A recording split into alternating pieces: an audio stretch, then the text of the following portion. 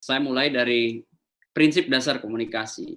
Itu kan ada namanya mutual understanding, pemahaman bersama gitu. Dan karena masyarakat itu sangat plural gitu ya, saya setuju bahwa itu tidak bisa kemudian pernyataan pemerintah terkait dengan pengelolaan pandemi itu meskipun narasinya berorientasi pada pesan yang sama gitu, seperti misalnya the new normal ini kan narasinya sama, soal aktivitas keseharian yang kemudian bisa dilakukan oleh masyarakat plus kedisiplinan dalam menambahkannya dengan protokol kesehatan, kan begitu kan. Makanya kemudian muncul key message tuh dari pemerintah tuh, kata kuncinya itu produktif, aman COVID-19, kan begitu. Itu sebagai kata kunci itu dari pemerintah dalam konteks kenormalan baru. Sekarang menyangkut pertanyaan tadi, simbol, ya jelas kata-kata, kemudian tindakan tertentu yang tidak harus selalu dieksplisitkan dari masyarakat, kegundahan-kegundahan itu bisa dibacakan menjadi sebuah interaksi yang kemudian harus dimaknai oleh pemerintah. Siapa yang kemudian menjadi gatekeeper-nya dari informasi pemerintah, termasuk kalau mungkin bahasa tadi Bapak adalah siapa yang kemudian juga bertugas untuk memberi tafsir. Presiden tentu punya keterbatasan waktu untuk melakukan itu semua. Makanya kenapa dalam sebuah birokrasi kelembagaan kepresidenan gitu ya, itu presiden membuat lembaga ad hoc gitu ya, seperti misalnya kantor staf presiden, iya kan? Itu kan sebenarnya lembaga ad hoc tuh. Mungkin zaman SBY ada UKP 4, kemudian Pak Anies Baswedan di DKI misalnya ada TGUPP gitu. Itu lembaga-lembaga ad hoc harusnya bisa menjadi produsen informasi sekaligus dia menjaga namanya CFR-nya tadi, conclusion finding recommendation gitu.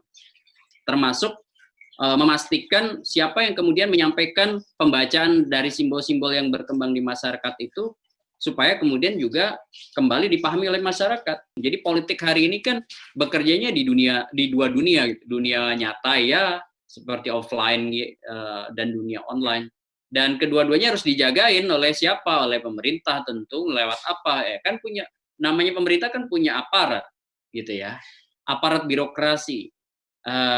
Dan komunikasi juga ada aparatnya. Contoh misalnya ada Kementerian Komunikasi Informatika, kemudian ada staf sus presiden bidang komunikasi untuk di yang inner circle-nya Pak Jokowi paling dekat. Kemudian mungkin ada kantor staf presiden, di situ ada tenaga-tenaga ahli utama, tenaga madya. Nah, tinggal dipilah siapa yang kemudian bekerja di dapur menyiapkan dan meramu informasi gitu ya. Dia harus berdisiplin sebagai koki gitu. Jangan koki kemudian tampil ke permukaan untuk jadi penghidang gitu. Ini yang problemnya hari ini. Jadi contoh misalnya, tenaga ahli harusnya itu tidak bicara di media, Pak. Misalnya tenaga ahli di kantor staf presiden itu harusnya adalah profesional yang berdisiplin dengan pengolah, memverifikasi informasi, melakukan CFR teknik, baru misalnya staf sus presiden bidang komunikasi, entah itu juru bicara luar negeri, juru bicara politik domestik, itu yang kemudian bicara sebagai spokesperson. Nah, itu yang kemudian saya lihat harusnya diperbaiki oleh Pak Jokowi karena perjalanannya masih panjang nih. Ini kan baru 2020 sampai 2024 itu masih 3,5 tahun efektif gitu ya, karena setengah tahun terakhir biasanya udah ribut dengan pilpres lagi gitu. Oleh karena itu saya ingin katakan Pak Fahmi, kalau ditanya siapa sih yang kemudian harus menjadi narator, komunikator, gatekeeper gitu, ya itu tadi. Misalnya siapa yang jadi koki?